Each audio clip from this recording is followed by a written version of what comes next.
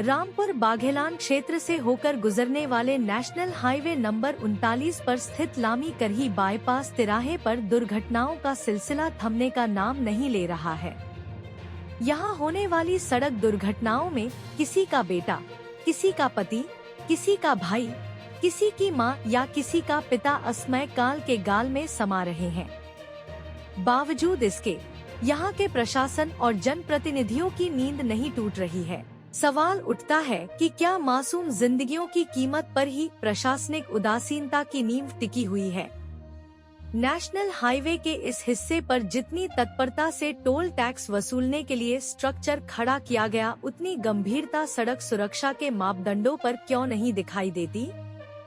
Toll plaza के निर्माण में जिस तेजी से काम हुआ, अगर उसी तत्परता से सड़क सुरक्षा के उपाय किए जाते तो शायद आज लामी करही बाईपास तिराहे पर होने वाली दुर्घटनाओं की संख्या में कमी देखी जाती।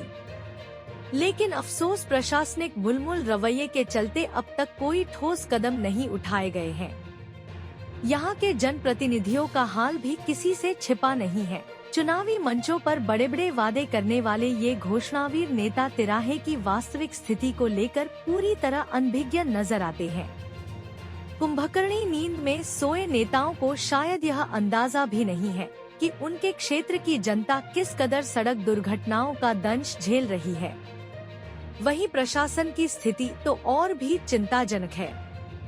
ऐसा प्रतीत होता है मानो वह चीर निद्रा में जा चुका है।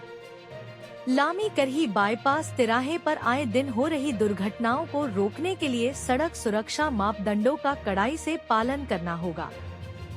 प्रशासन को अविलंब ट्रैफिक लाइट्स, संकेतक बोर्ड, गति सीमा नियंत्रण और स्पीड ब्रेकर जैसे आवश्यक उपाय करने चाहिए।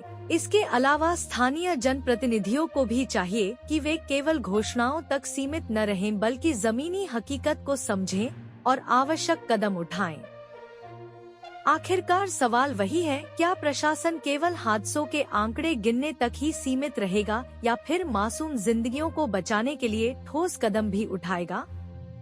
रामपुर बाघेलान के लामी करही बाईपास तिराहे पर दुर्घटनाओं का यह सिलसिला कब थमेगा, इसका जवाब शायद अब भी अनुत्तरित है।